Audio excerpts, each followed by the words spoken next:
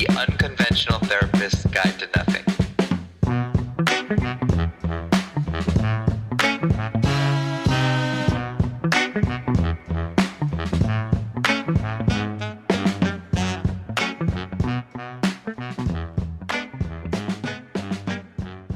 Hey, what's up, everybody? This is Dave. I'm joined here with my co-host, Greg, and we're just a couple of everyday old unconventional therapists. And Right. we're just sitting here, just minding our business, having a great time. What's up, Greg? What's up? How are you? How you living? It's all about me. Dude, you are all about you. Yeah, that's right.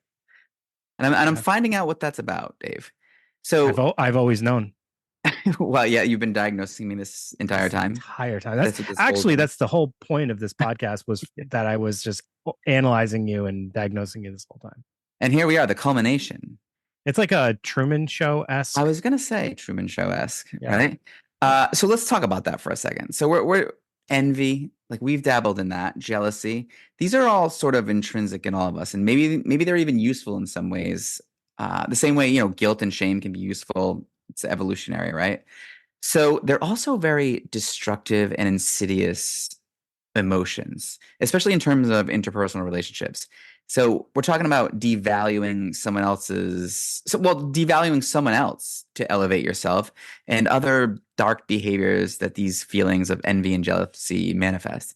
And just hearing myself talk, I'm thinking that I'm spending too much time with this dark psychology class, and I'm starting to sound monkish. Don't you think a little bit? Oh yeah, you sound exactly like that guy in the TV show Monk. Tony Shalhoub, isn't that him? Yeah, well, yep, exactly. You and your OCD tendencies, yeah, you are Monk. I never thought about that. Well, I mean, Dave with his comic relief, appreciating that.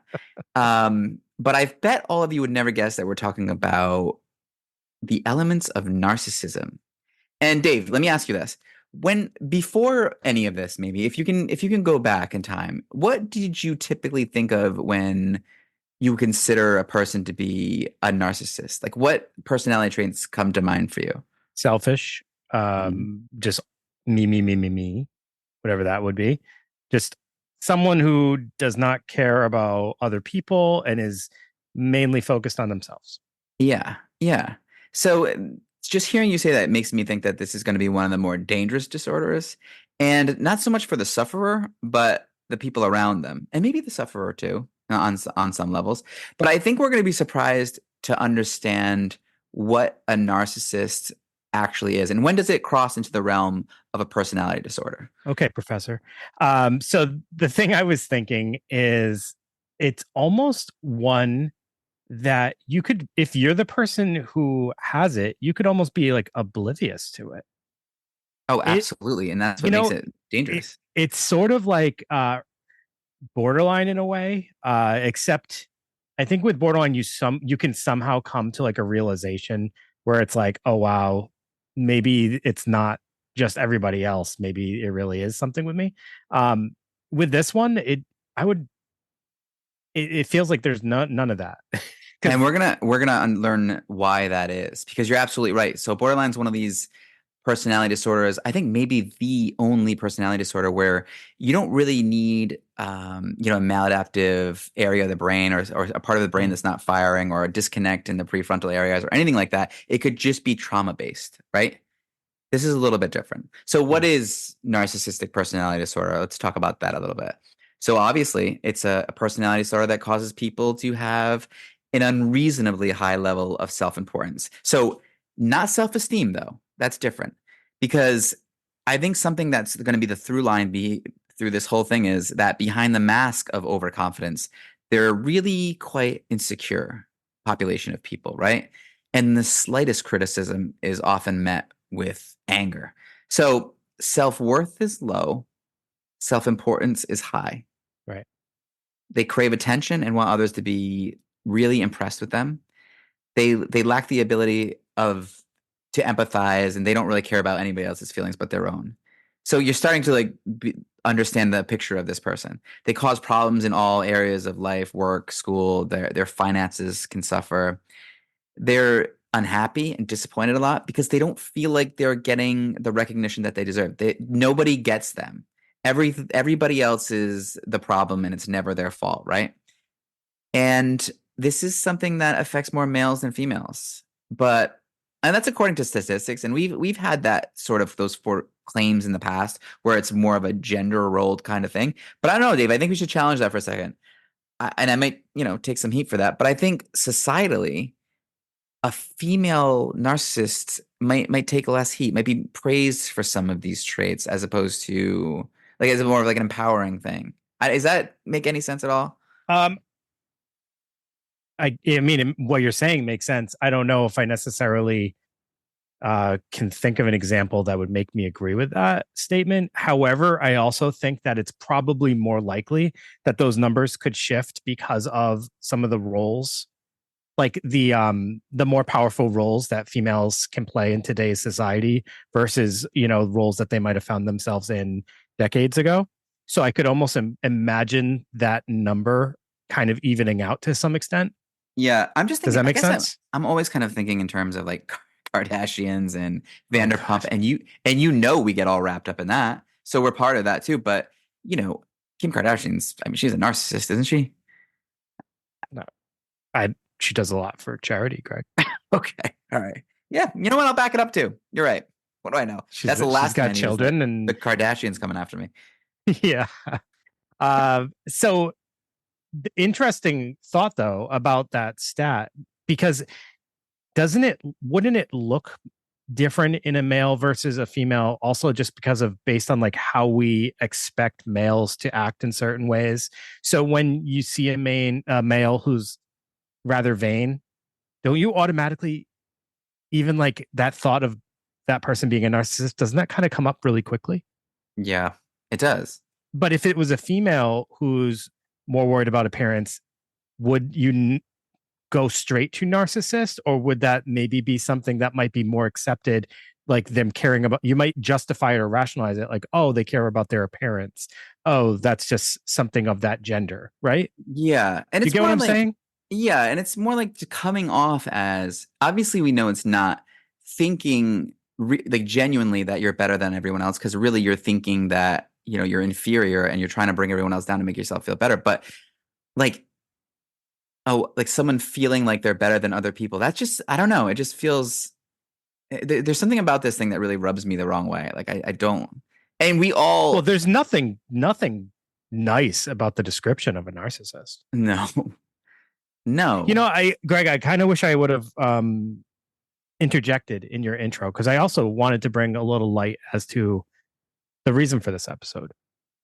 Because I mean, obviously we cover disorders frequently.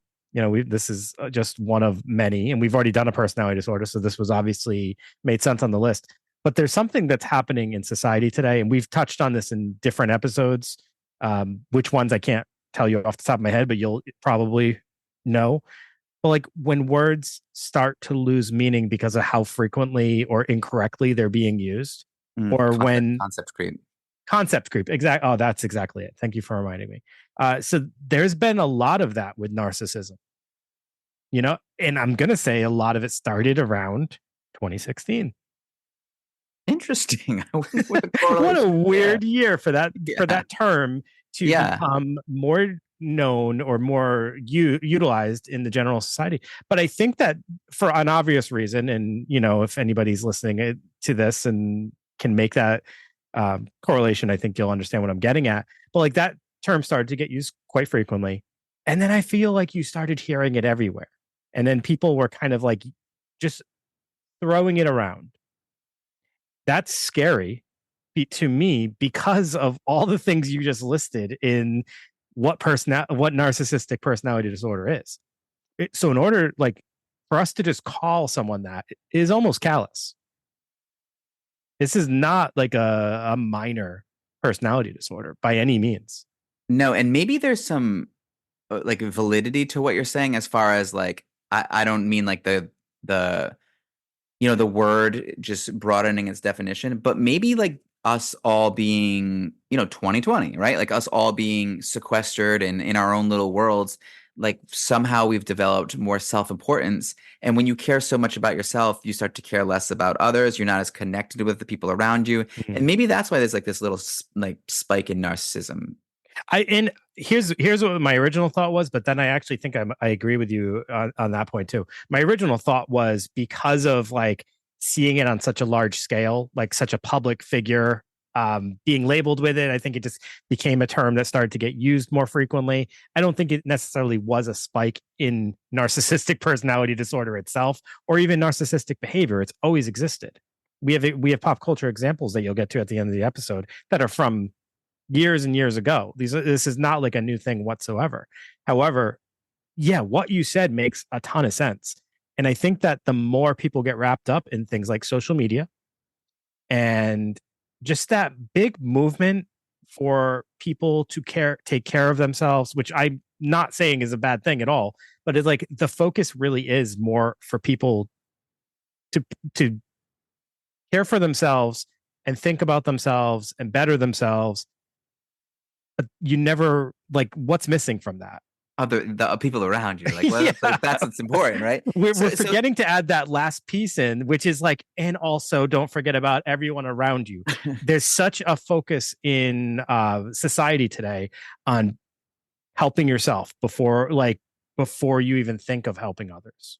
And I which think is that's a like, little dangerous. and I do too, because I think that like we've both found that sometimes the best way to find meaning in your own life and to help yourself is by like kind of connecting and helping others, like trying to 100%. help others, right? And I also believe that, you know, something that's contributing to this too is, all right, so part of narcissism is tearing down other people so that you can elevate yourself. And how easy is it, or how much easier has it become to tear down somebody online Oh, as it was yeah. to tear down somebody in person? When you don't have to look them in the eyes, it's really easy just to say whatever, on a phone or on the computer. Yeah, that's made it a lot easier to hurt people, to better yourself by putting other people down. Yeah, there's a lot to this. I think it's a bigger societal issue than anyone can even imagine, because I don't think it's on people's minds enough. Right, Dave, and sort of the whole point of Instagram and social media is to show people your highlight reel, like your absolute best, and sort of hide some of that truth and sort of that, you know, stuff that you don't really want the rest of the world to see, the real you. And that's sort of narcissistic in and of itself too. It's almost narcissistic to participate, and we all do it. So Yeah. the thing that's dangerous about labeling narcissistic personality disorder too is all those like those things, those envy, those jealousies, those inferiorities, we all have those. Those are inside all of us. So, I mean, I guess what I'm asking you at this point is to kind of help make it clear, when does it cross over? Like, what are the symptoms? What's the difference in Yeah. a personality with someone with, you know, narcissistic personality disorder? When does it become a disorder? Right. So, some areas of personality functioning that narcissistic personality disorder is going to affect is, well, first, identity. As you mentioned, this kind of taps in a lot of the things you already said, but it's like a lot of reference to others for self definition and self esteem regulation. So, that idea that of comparing yourself in a way that shows or highlights how much better you are than others, or to like look at them to make yourself feel better, like kind of pointing out all the things about yourself that's better than other people. So it's never just about who you are as a person. It's always about who you are in contrast to somebody else, right? Hmm. And, obviously, when you're constantly comparing yourself, are you ever really forming your own identity? That No. he's shaking his head now. This is an audio podcast, Greg. Um, so the inflated or deflated vacillating between the extremes. So kind of like that. Like what happens when you don't match that inflated ego that you have? How does that person feel? Terrible. Right. So for a narcissist, do they go up and down when they like a failed narcissist? Do they just crash? Well, yeah, well, actually, there's a name for that, and we'll get it to that in the end because that's really dangerous. Yeah. Yeah. You can only imagine. Self-direction. So that's like goal setting, but it's all based on getting approval from others. again, it's all about others. It's so funny because the diagnosis, like the name of the diagnosis, insinuates this idea that all you care about yourself is yourself, but literally all you're doing is watching others and basing your behavior and your self-worth on others. It's Yes. kind of the opposite of just being about yourself. It's literally about everyone around you, but in the worst possible way. Right, that's the whole thing. That's my biggest interest in this thing. It's like a paradox. It's not about you. It's about why are they getting accolades for this, or why is nobody seeing how great I am? Like it's always it's always coming from a place of why not me? Like why is everyone else better than me? Yeah. Yep. And they'll set like standards for themselves that are just almost unachievable, right? These perfection standards. But they see themselves as like these exceptional beings. And those standards are so freaking high. It's scary to think about. It's almost like a perfectionist, but it's like beyond. I think it's almost beyond that. So what's scary? It's funny that you mentioned like this. It's a scary thought to think of a failed narcissist, but what's even scarier sometimes is a successful narcissist. Oh yeah. Right? I Oh mean yeah. that when it's these false claims that I'm better than everybody and they just don't see that, nobody understands, and I have to kind of bring them all down to help them see that I'm the best. Like that happens. Yeah. People succeed. Yeah. And we'll talk about those people too. Well, because there's a drive, I would imagine that Oh yeah. that a narcissist can have that a non-narcissist might lack, based on those expectations they set for themselves. Also, because of that idea of having some kind of entitlement, right? So kind of like, I deserve this. So I think naturally you just kind of go a certain direction, right? And you kind of feel like you're just entitled to it, and you have access to it. So why wouldn't you go that direction? And at times, I think another part that's really dangerous, and this is kind of what I was talking about earlier with the difference between this and borderline, is they might be totally unaware of their own motivations. They might not Like, see anything wrong with the way that they're navigating their life. no, that's the thing. They're completely they think they're completely justified in their actions. Yeah. So empathy, obviously that's going to be impaired. Mm-hmm. So they're just completely unable to like recognize or identify the feelings or needs of others. But they're excessively like attuned to reactions of others. But it's only perceived like it's only about how it affects them, though, right? So whether that be positive or negative. In intimacy, so the relationships tend to be superficial, and again, they just kind of exist to like serve their self esteem. Mm-hmm. Yeah, so I mean, obviously, you can imagine being in like a romantic relationship or an intimate relationship with someone with narcissistic personality disorder would be rather challenging. It's because they're always going to be belittling you, Yeah. putting their needs over yours. I mean, I guess it's useful to go over the symptoms to kind of get an understanding of like what that would be like, Dave. Yeah. Yeah. So for symptoms, like obviously self-importance, they require like pretty frequent and constant admiration. I mean, so what's that like in a relationship, right? Yeah. That's tough. So because nobody gets that all the time, right? Nobody has that energy to just constantly be telling their partner how great they are. You're so good looking. Yeah. Yeah. And they feel they deserve privileges and special treatments. Everything negative that happens to them is somebody else's fault. It's almost like the Puritans, right? Blaming everything negative on the devil. So it's like, it's so if you're in that relationship with that person, or if you're a family member of that person, anything that happens to them, if you're in the proximity, it's your fault. Mm-hmm. Or if you're like attached to whatever it is that they're doing and that goes wrong, it's going to be your fault. So you just have to learn how to expect that. So they deserve, they're I'm sorry, that one's a repeat one. So make achievements and talent seem bigger than they are. So it's kind of like exaggerated self view, just embellish stories about themselves, things like that. But they're also very preoccupied with fantasies of success, power, brilliance, and beauty, and just thinking that they deserve better than what they have. So are they ever satisfied? No, that's what we're going to talk about at the end. There is a Yeah, tragedy to yeah, the narcissist. yeah. Um, this belief of superiority and that they should only be around the best and the brightest people, critical of most people, seeing their flaws and not their own. So they feel like they should always be around the best and the brightest, but nobody ever is going to meet that standard, obviously. They take advantage of others to get what they want. Obviously, coming across as very conceited, insist on having the best of everything, even at the detriment of their own finances. Yeah, Dave. And what's interesting about these things is anytime, almost as a continuation to the symptoms, it's like when you challenge someone and if you say like, hey, like maybe that was your fault, or maybe, that wasn't me, or like you're not so great, whatever it is, Yeah. right? They're going to meet that with anger. And when they don't get that recognition, they're going to be really upset. They're going to feel slighted all the time because nobody can really, like you were saying, no one can really manage these delusional expectations. So they're actually pretty fragile when they seem like I'm this great person. There's no one above me. They're actually really, really fragile. And that's kind of dangerous coupled with that lack of empathy. So, Right. if they become violent, they don't have a lot of empathy and they're fragile. It's a dangerous combination. There's nothing more dangerous than a fragile masculinity. I thought it was a scorned woman.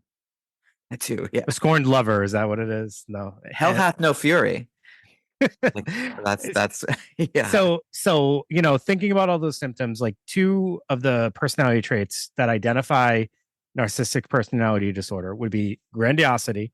So that's the feelings of entitlement, self-centeredness, firmly holding on to the belief that one is better than others, and being condescending towards others. And as the other one would be attention seeking. So excessive attempts to attract and be the focus of attention of others, and admiration seeking. So essentially you're looking for those main personality traits, and you can imagine like, all the symptoms that we just mentioned kind of fit somewhere in between those two, I would say.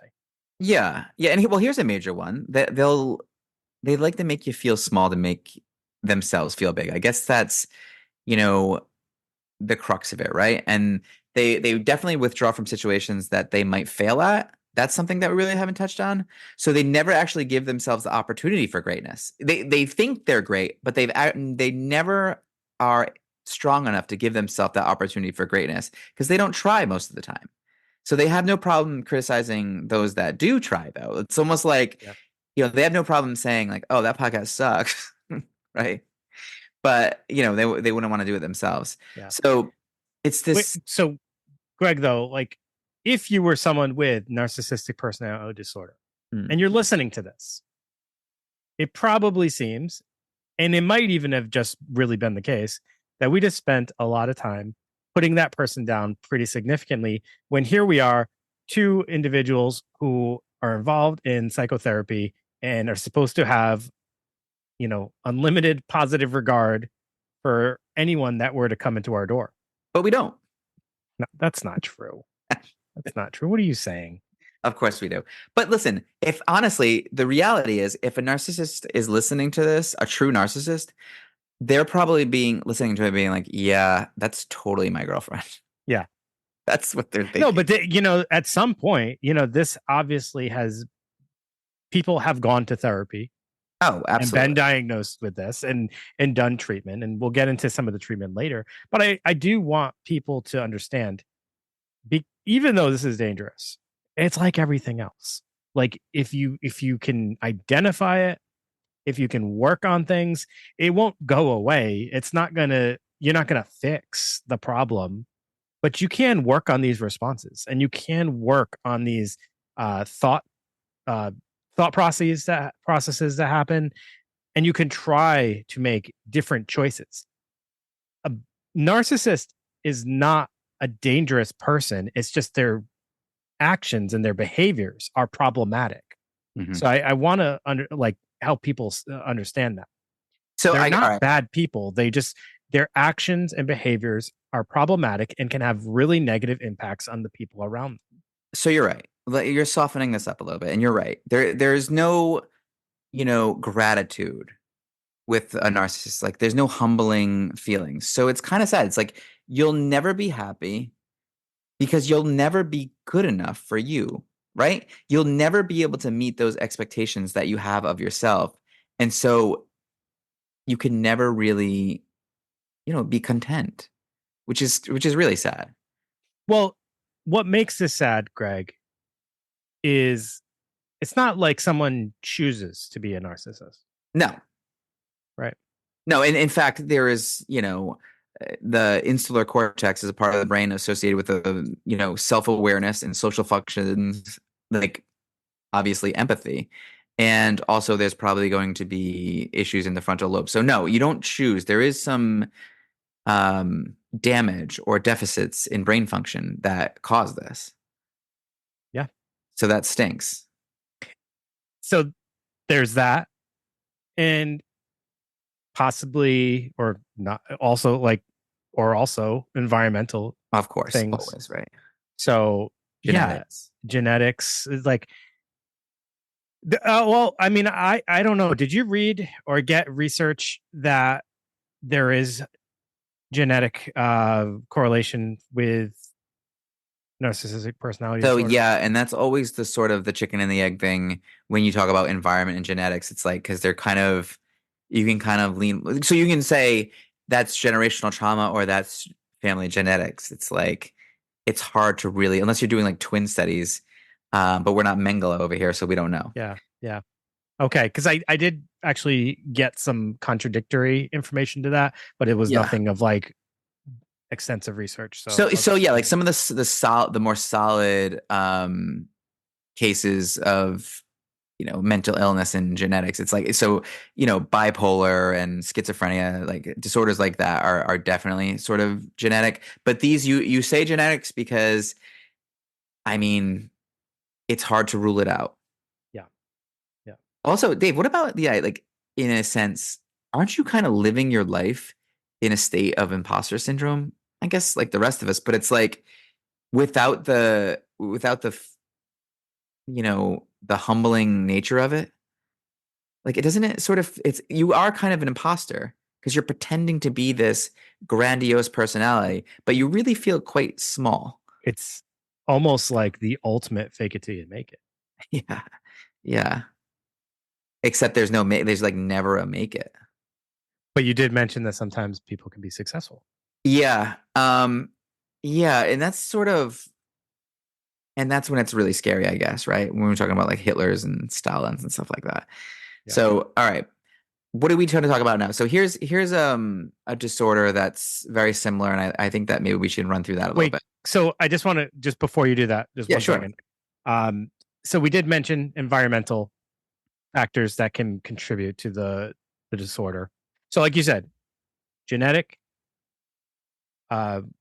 biological, and environmental factors can all contribute to the disorder or development of the disorder. So for environment, I think it might make sense just for me to briefly explain that. Yeah, no, please. So like they talk about like parent-child relationships where there's either too much like adoration or there's way too much criticism that doesn't match the child's like actual experiences and achievements. So that child that's like just constantly pumped with way, way, way too much positive praise, or like you're the best, you're perfect, you're the greatest child ever. Yeah, that's Little Prince syndrome. Yeah. Yeah, that's the little thing there. There you go. Or quite the opposite. Like they can never do enough, I guess. They can never nothing's ever good enough. You can see how that would make sense too. Sort of, yeah. Yeah. It's almost like your brain develops this protective way of like seeing the world after you, because it's like just I don't want to always feel terrible about myself. So your adaptation is, maladaptive as it might be, bringing other people down to elevate yourself. You know what's funny? This just made me think. When I was younger, I had a friend. We went to high school, but after high school, we lived with him in this like apartment where it was like me and a bunch of my buddies, and he was constantly lying. But it was about the most ridiculous stuff, and it was always to make himself look really good. He would crazy stuff. A lot of crazy stuff. He would pay bar tabs and like he would have money all the time, and we never knew how. And then like he would get fired from jobs and find out that he was stealing money, but we wouldn't find it out till later. Hmm. But it was all about making himself look this to have this status. Mhm. And I never really thought about it. I always just used the, he's just what do you call that? Like a constant liar. He's like Pathological. pathological liar. I always just brush it off as he's just a pathological liar. But now I'm like looking at it through a different lens.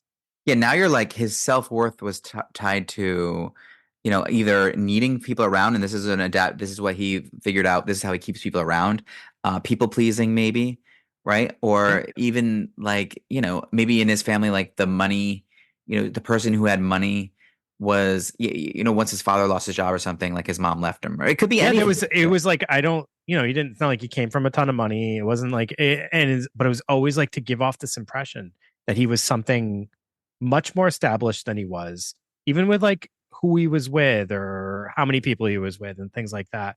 It was always this thing to get us to view him a certain way. And he would do whatever he needed to do in order to make that happen. I think maybe I did that too on some level. Like once I got like in freshman year of high school, got a job because my parents didn't have any money. And no offense, mom and dad, I love you, but like I'd go over to Structure. And you remember what that was like? Maybe Abercrombie, and I'm dropping hundos on like a sweater, right? So it's like I don't come from money, but I want, for some reason, I feel like that makes me more worthy to be around other people. I don't know. Does it give me access to another group of people? So it's interesting. Like when did you lose that though? That mind frame? Because this shirt's all right. Well, I would never say like you. Well, I mean, you do have these expensive pieces of art. That's true. That's true. And you do make it a point to show people those. I do, don't I? Yeah. I'll grab your let me give you a tour of my 4 pieces of art. Interesting. Wow, yeah. Greg. See, it's so tied to it. I mean, it's... And you do always do a very elaborate, structured, write out for these podcasts that I'm never going to look at, but you want it to be there. It's almost like you want me to see it. I do. And you'll never look. It bothers you that I don't look. But I'll keep doing it until you do. Yes. So exactly. Interesting. But like, here's the thing. There's so many other, of all the descriptors, there's so many things that go against the idea of you being a narcissist. Okay. Thanks, Dave. I wasn't really concerned. Oh, my bad. I thought that you were like starting to worry about it. I didn't know that you thought I was on the fringes. But here's the thing. In today's society, that's kind of going back to like my earlier point. Like somebody would quickly just label someone because of one thing. And I'm gonna just put this out there. I bet almost every one of us could identify with at least one trait. Because we're all somewhat self-absorbed to some extent. It's just some people are way more than others. Mm-hmm. And some people probably have like 3 of those traits. Some people have like 5, and some people have all 9. So before you quickly judge someone and call them something as serious as a narcissist, I think it's important for people to also reflect on themselves, which a true narcissist won't do. So if you're throwing it out there and not reflecting it on yourself, maybe you are the problem. You're right. Just saying. So Dave, before I do get into the differences between these closely related disorders, why don't you, since you're so concernicus, give us some, treatment options. Okay. So Greg, you will be very glad to know that your services might be needed for a narcissist. Okay. And you can tell them the story about all your expensive sweaters and artwork as you relate to them and try to build a bond. Yeah. Don't overshare, Greg, because that's not appropriate. So psychotherapy is something that can be really helpful to help them learn how to relate better with others, so the relationships can be closer and more enjoyable and more rewarding, and also understand the causes of their emotions and what drives them to compete or distrust others or dislike others and possibly even themselves. So those are some of the benefits to psychotherapy.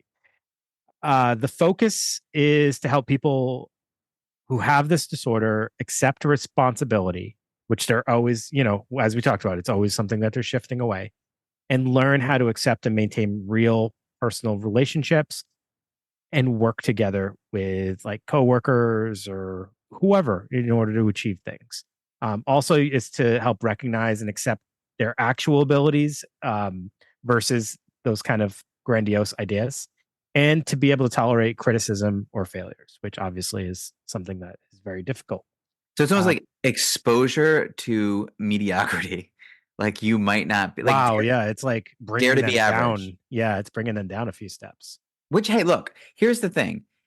I think that we all suffer from, we talk about negative cognitive distortions before, but I think we suffer from positive cognitive distortions too, right? So it's like if I was like, hey, Dave, what percentage of where are you at in the percentage of like best drivers, like on the road of all people, of all drivers? Like where do you fit? Pretty in the middle. Oh, see, dude, you just did that wrong. Because if someone had asked me that, oh geez, here comes another symptom number 2 for me, I would have been like, top 80% of drivers. That's what I felt like. And then like, that's saying that's kind of like irrational. But even if you're like, hey, Dave, you're top half of drivers. So you're saying you're better than like billions, you're a better driver than billions of people. So it's almost like you can say that you're average and still feel pretty good about yourself at the same time. Like even if you're like a 5. Yeah. That means you're better looking than half the people on the planet. Not bad. Now you're talking about your hotness.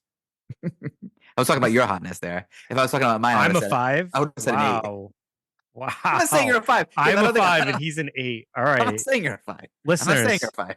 Please tell us if you agree with this. I'm saying, I'll tell you what. There's a picture of us on Instagram. Let's play a little imagination game. Tell me that. That full head of hair from the early 90s? Yeah. Yeah. You're damn right it's an 8. Oh, boy. All right. Some of the goals of therapy would be to help them learn and understand them and help them understand and manage their feelings, understand and learn how to handle such issues related to their self-esteem, and learn how to accept goals that they can actually reach instead of ones that are not realistic. So psychotherapy, like I said, cognitive behavioral therapy can be very effective with people with narcissism. It helps them to begin to identify unhealthy or unhelpful thought patterns, which I can totally understand. So that's something they could do. There's various other styles of therapy that can be helpful.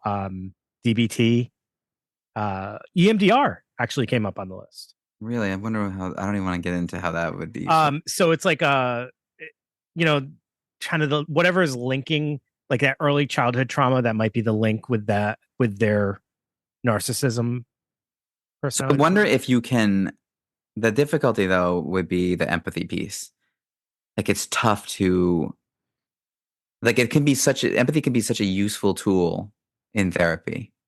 And when it's not there, it's like, oof, okay. So we're definitely going to have to go like logic based, really logic based. Now, you're telling me that you don't work with any individuals who you feel lack empathy? No, of course I do. I mean, I don't want to say, autism. I have a lot of, I work with like some even just like very neurotypical individuals who I think struggle with empathy in certain capacities. I think even some of my coworkers at times might.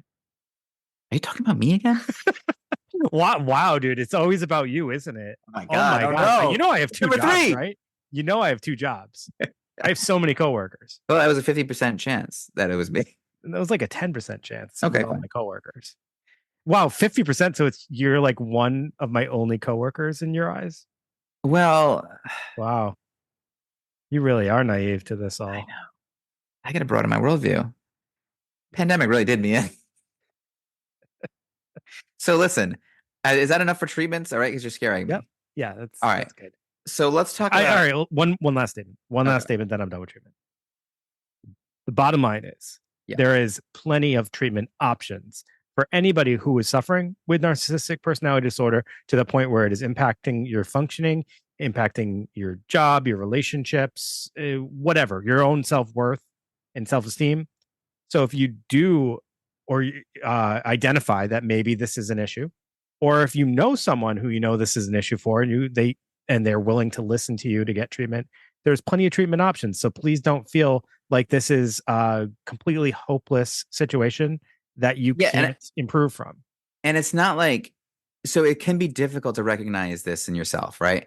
So, but what you can do is if you find yourself sort of having difficulties in interpersonal relationships. You've been through a lot of romantic relationships. You have issues at work, and maybe it's starting to seem like maybe you're the common denominator here. And just using logic, right? And people have maybe called you a narcissist, like things like that. Like maybe it's you deserve to have a meaningful existence, right? And you can still have meaningful relationships with narcissistic personality disorder, obviously. And I think that that's probably what makes this disorder one that people would shy away from getting treatment from, or even like wanting, even if they kind of had an inkling, it would probably be really hard to accept, because it does feel rather impossible to like imagine it being any different if you're that person. Like, Yeah. I'm sure that like feeling hopeful about getting over it or fixing things probably feels like non-existent. But, as I mentioned, the goals of therapy with this diagnosis is essentially helping you navigate the world in a way more successful way than how it's been going. And sure, And there's probably been situations that have worked in your favor, but for the most part, I'm pretty sure they're probably not in the relationship realm, or in the way of like actually having meaningful relationships or getting along, having good interpersonal relationships with those around you. yeah, I agree. All right. But you know what? It's very similar to antisocial personality disorder, which is sort of a scarier disorder. Or maybe they're both, kind of, they're both pretty serious personality Well, disorders. yeah, we hear a lot, like antisocial is one that we hear a lot with individuals who have committed pretty serious crimes. So I Like think, serial killers. yeah, like serial killers, or even like we did an early episode. What was it? Mike Woodmansey. Yeah, you ate a kid. Oh boy. Yeah. That's pretty bad. So Too. actually, what's interesting? Like, if that would be an interesting one for people to even go back to. At Craig Price, we did a really early episode on Craig Price. Those would be, if you guys are interested in listening to more about like what antisocial personality sounds like, go back and listen to those episodes, which were super early episodes. Actually, I would be interested even listening to us back then, when we were still honing our craft. But yeah, it's a scary. Both are scary diagnoses for different reasons. And sometimes, and like you'll see, and sometimes for the same reasons. So antisocial personality disorder, we're not going to dig into this. It's super interesting, but we're going to let it be its own thing down the road. So ignoring social norms, difficulty controlling impulses. So that's aggressive, lack of concern for safety of self and others. There's an empathy element there as well. Disorganized, you know, that would just be antisocial personality disorder. But the symptoms that it shares with narcissistic personality disorder is behaving in an arrogant manner. So you're going to see that in both. Inability to recognize people's needs, so being self-centered. Inflated sense of self. Dishonesty and deceit, which is very scary, right? Because we'll see that. I think that maybe Ted Bundy was a narcissistic personality disorder. Taking advantage of others and lack of empathy. So that is where they overlap, and you can see how, narcissism doesn't really have the aggressive difficulty controlling impulses and ignoring social norms. So it's got a little bit of a leg up there. But can it be dangerous? Well, let's look at some of the, narcissistic personalities of the past. Stalin. So right there. Hitler. Henry VIII. Jim Jones, who we've done an episode on. Saddam Hussein is probably a future episode. Ted Bundy, Mengele, and Dave, I put this one in there for you. Patrick Bateman. Maybe you can explain who that is. American Psycho. That's right. But for what it's worth, there are also like Oprah, Jenny McCarthy, Tom Cruise, and even Bieber. So I don't think that those are monsters. Those are actually national treasures in some ways. Wait, right? where did that came from? Somewhere? Yeah, healthyplace.com. Is that they've been formally diagnosed? Well, according to healthyplace.com, that's why I made sure I put the reference to them in there. Oh, healthyplace.com somehow managed to get all of those celebrities HIPAA information. That's right. Sounds legit. Yeah. Sounds totally They've got a really strong investigative reporting team over there. So Well, I can't tell if you're being serious right now. we're putting an asterisk on these. Although Tom Cruise, I could see that. We can't see that. You cannot see that. Tom Could. Cruise. Why? Because he's crazy Whoa. on his Oprah episode where he's jumping on couches. Oh, well, And you he's- mentioned two of them And he's there. into Scientology. All right, so this is the suspected of. Greg, you're doing exactly what I said was super dangerous at the beginning of the episode. I know. You're I absolutely hate right. that you just did that. You're absolutely right. You're absolutely right. So let's just scratch that. Okay. Jenny All right. McCarthy. I wonder if there is a way to get that. What? Why Jenny McCarthy? I don't know. This is what I picked up on a website. All right, so you can Alice, scratch that. LDplace.com. Yeah, What did Jenny McCarthy do to you? I don't know. Healthyplace.com. All right, what about pop culture? What do you say? So let's talk about fake people. That's Yeah, Patrick Bateman would fall into the fake people too. That's actually, I think one of like, if you've ever seen the movie American Psycho or if you've ever read the book, from front to cover, from first second of the film to the last second, total just character study of a narcissist walking through society. He's fixated on little things like his having the best business card to the point where there's like this one part where he's like dissecting the font and the texture of the business card that I think it's Jared Leto's character has. Yeah, and he in one hates scene. him because it's better than his. Yes. It actually causes him to just get angry, and he's like sweating at one point. He's just constantly, and he like the way that he cares for himself, like he does the same routines every day to make sure he's in top shape. His skincare and when he talks to regurgitate information he's learned so that he sounds smart. There's this whole chapter of the book, and it plays out a little bit in the movie as well, where he actually goes into these long-winded speeches about albums that he loves. So there's like, I think he does there's a whole chapter on Phil Collins. Yeah. And he does Hip to Be Square in the movie. I think that might be in the book too. But yeah, there's this, it's all about just hearing himself talk though. And to sound like he knows everything about music.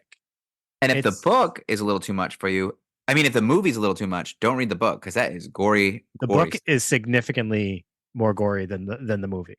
But the movie itself is a bloodbath as well. Yeah. But I think it's incredible. I'm a huge fan of American Psycho. So what about this movie? Gone Girl. Have you seen that? Yes. Yep. I thought that was kind of perfect too. Her? Are you saying her? Yes. Okay. So, yeah, interesting because it's hard for me to really like have a rebuttal to that because I hadn't thought about it until I saw that on your list. It's interesting. I'm wondering if there's anything else that might fit her based on, but like, yeah, I definitely see where you're coming from. Like her. Yeah, the deception, her worth over everyone else's. She's literally, when she decides that it's better for her to go back, she goes back. It has nothing to do with like, she's always putting herself over everyone else. Mm-hmm. Yeah. That's really I think that's actually, that could be a good case right there. Gaslighting, because we mentioned that way back. So the movie? Yes. The Talented Mr. Ripley, which was a great movie. I don't know if you've ever seen that. I actually haven't, ironically. Tangled? Okay. The mom? Yeah. Oh, okay. Yeah. Yeah. Yep. White Oleander, which was a great Michelle Pfeiffer movie, and Alison Lohman. Great. And Mommy Dearest is sort of the benchmark of narcissistic personality disorder movies. Yeah. And I mean, in pop culture, I mean, I'm surprised. Do you have anything else? Was that Katharine Hepburn that she was portraying? Crawford. Oh, she was portraying Joan Crawford. Yeah. Yeah. Something like that. That's right. Yeah. You're right. All right. So what do you think here? Final thoughts? Yeah. I feel compelled to just reiterate, like, it's you have to remember. So if you're the person with it, like I've said 1,000 times, I do feel like it's really important just for you to know there is treatment. There is ways to improve your behavior and the impact that has on others so that you can be a more enjoyable person to have around, and so that you can actually have more meaningful relationships that won't be just based on the surface level facade that is easily cracked and will constantly have conflicts and rifts and just make the other partner feel small or potentially want to leave. If you're someone who knows someone with narcissism, I think this is also important to remember that they are a person and they're not choosing to be the way they are. It's something that's been created or has, developed over time.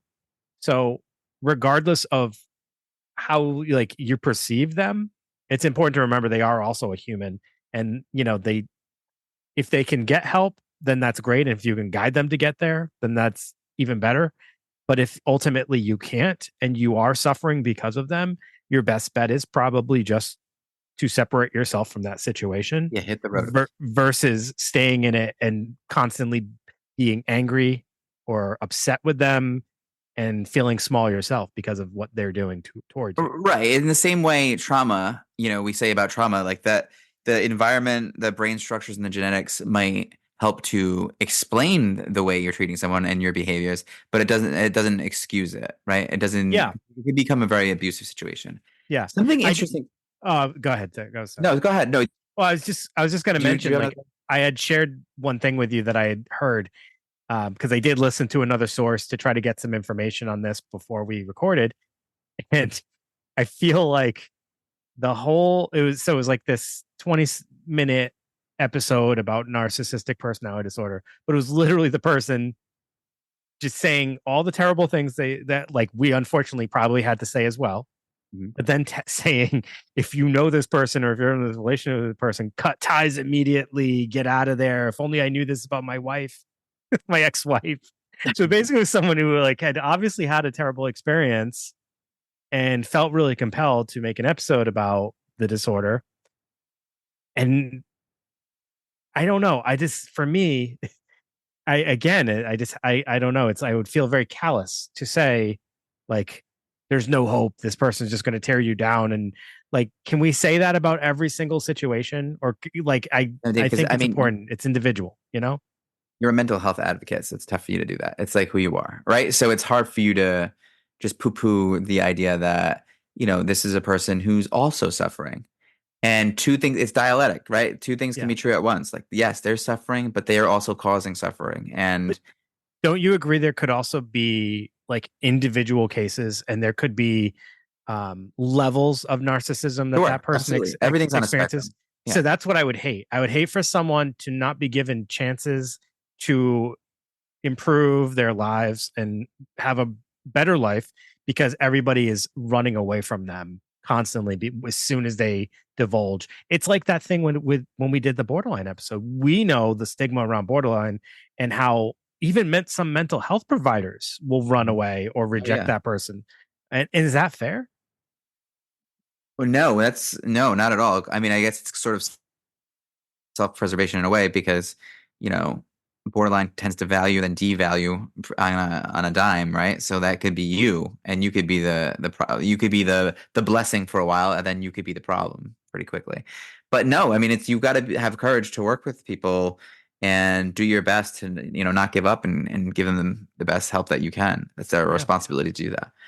I think that the reason why this is such in our consciousness as a terrible thing is because the sin of pride, and we've talked about why the sin of pride. We struggled with this a little bit in the Seven Deadly Sins episode. Like, why is pride a bad thing?